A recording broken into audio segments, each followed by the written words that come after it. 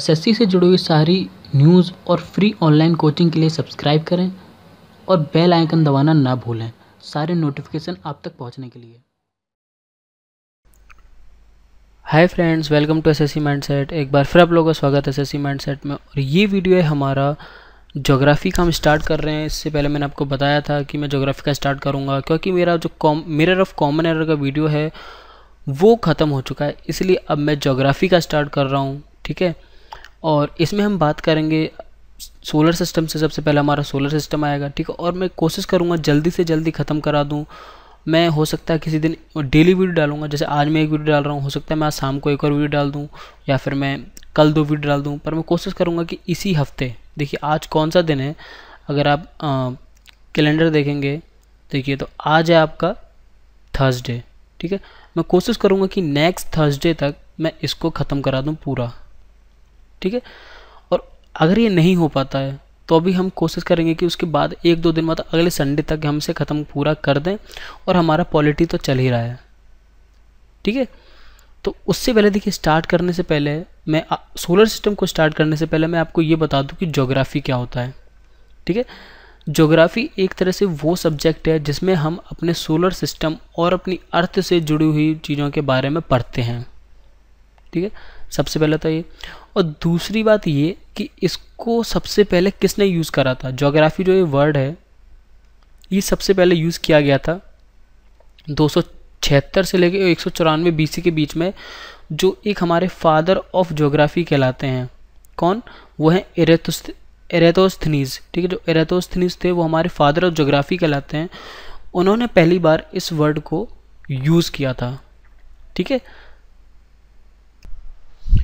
ठीक है, तो देखिए उसके बाद हम बात करते हैं अपने सोलर सिस्टम के बारे में। अगर सोलर सिस्टम के बारे में हम बात करें तो देखिए, सबसे शुरुआत में अगर आपको बताऊं तो एक छोटे से एक स्टार से, बॉल से बना है हमारा सोलर सिस्टम। कैसे? कंची के बराबर, जो हमारे कंचा होता है जिससे बच्चे खेलते हैं, उसके बराबर की एक सेलेस्टियल बॉडी थी जिसमें ब्लास्ट हुआ। उस ब्लास्ट में होने के बाद जो एक कई सारे, ठीक है, एकदम कहते हैं सुपरनोवा टाइप ब्लास्ट हुआ, और हमारा एक सन बनकर, एक सेलेस्टियल बॉडी के स्टार बनकर फॉर्म हुआ। उसी के कुछ टुकड़े टूटकर उसी के हमारे सन के ही टुकड़े टूटकर अलग अलग ग्रहों में बट गए। ठीक है, ये हमारे ग्रह कह सकते हैं आप। तो अगर कोई पूछे कि जो हमारे ये जो पार्ट है, हमारे जो प्लैनेट्स हैं, वो किसके पार्ट हैं, वो हमारे सन के ही पार्ट हैं जो टूटकर ठंडे हो गए हैं।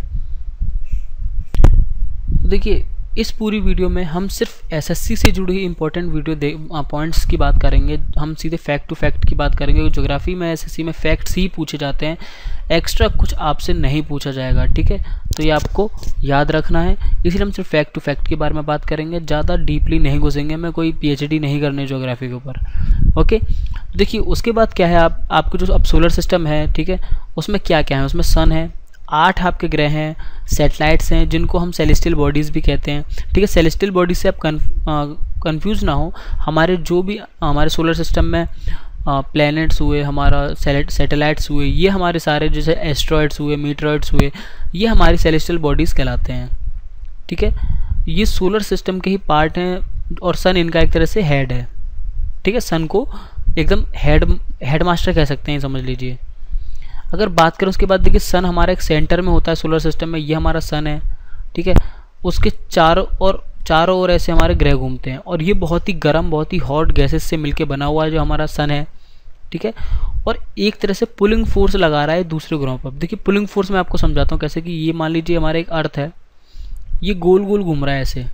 ठीक है, ये ऐसे गोल गोल घूम रहा है। अब पुलिंग फोर्स कैसे, देखिए ये घूम रहा है तो इसका मतलब ये इस डायरेक्शन में जा रहा है, फिर यहाँ पे इस डायरेक्शन में जाएगा। अगर ये इस पर पुलिंग फोर्स, मतलब ये अगर अपनी तरफ नहीं खींचे अर्थ को, तो अर्थ क्या होगा, सीधे निकल जाएगी यहाँ पे। पर जब ये अपनी तरफ फोर्स लगा रहा है, देखिए ऐसे फोर्स लग रहा है, इस वजह से ये यहाँ जा रहा है।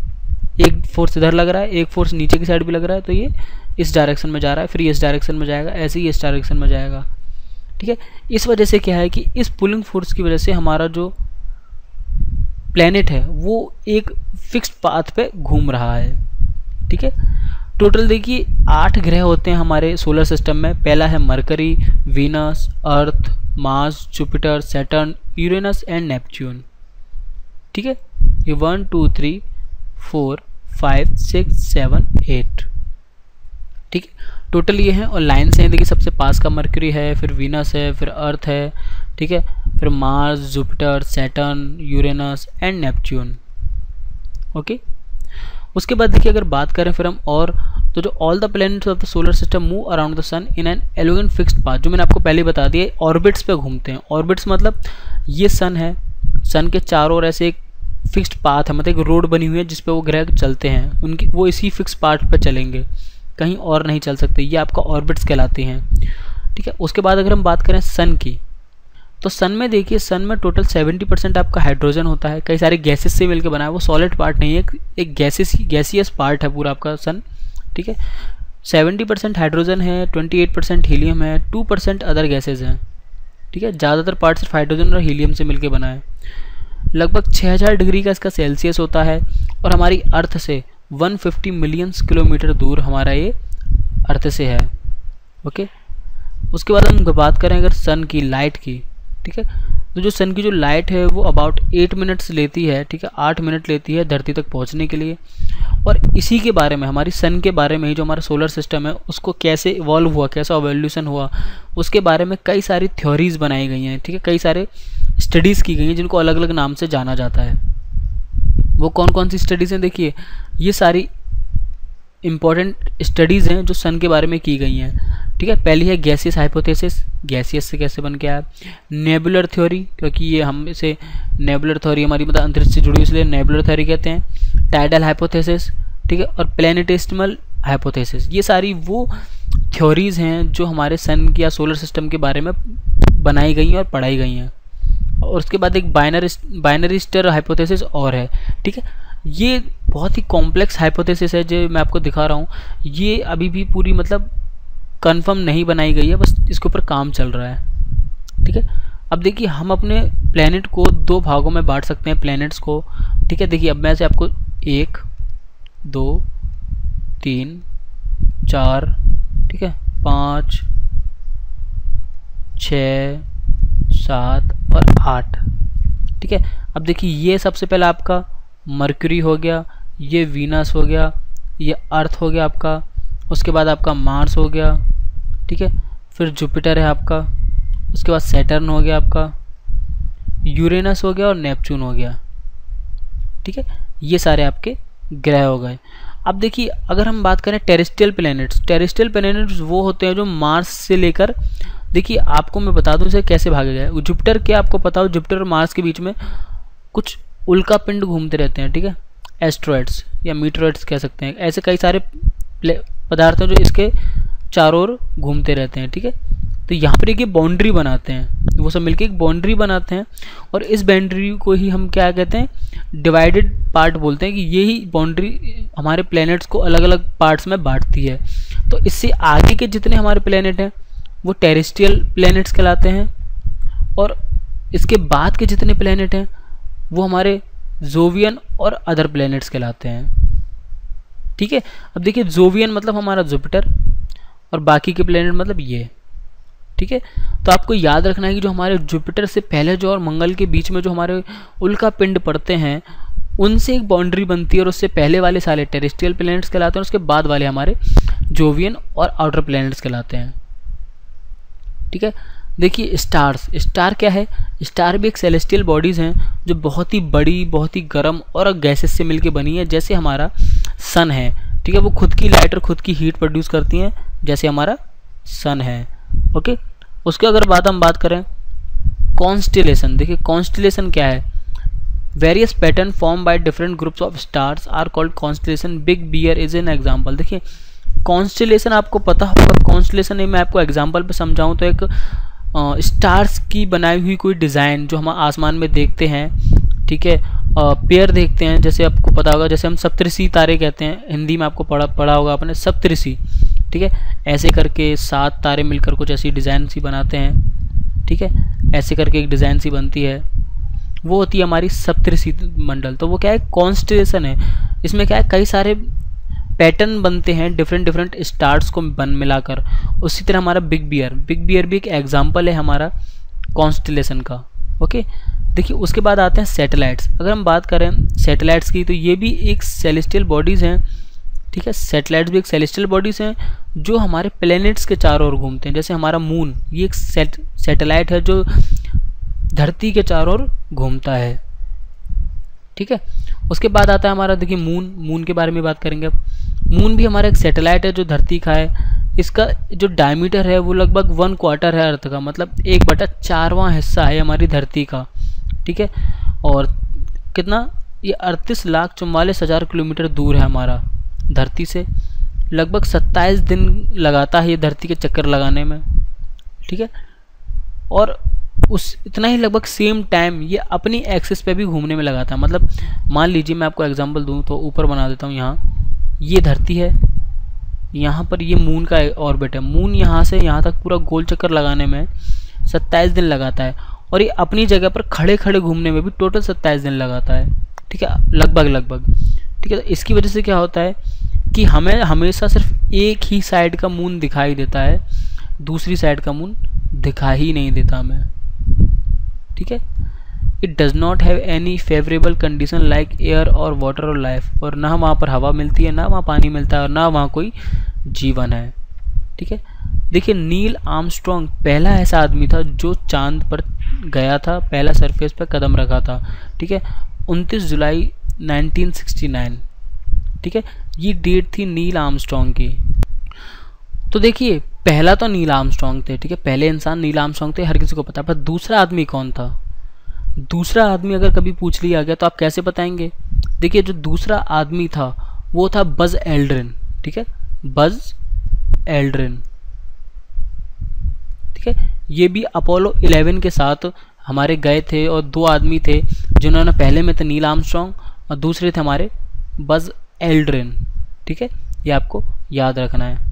उसके बाद आपका आता है एस्ट्रॉइड्स। देखिए एस्ट्रॉइड्स की अगर हम बात करें तो बहुत ही छोटे बॉडीज़ होती हैं जो सन के चारों ओर घूम रही होती हैं, ठीक है। एस्ट्रॉइड्स वही हैं जो मैंने आपको बताया था कि जो मंगल और जुपिटर के बीच में मिलती हैं, ठीक है, मंगल और जुपिटर के बीच में मिलती हैं, जिनसे हमारे ग्रुप्स बनते हैं प्लैनेट्स के, ठीक है, वो हमारे एस्ट्रॉइड्स होते हैं। These are small rocks pieces that move around the sun.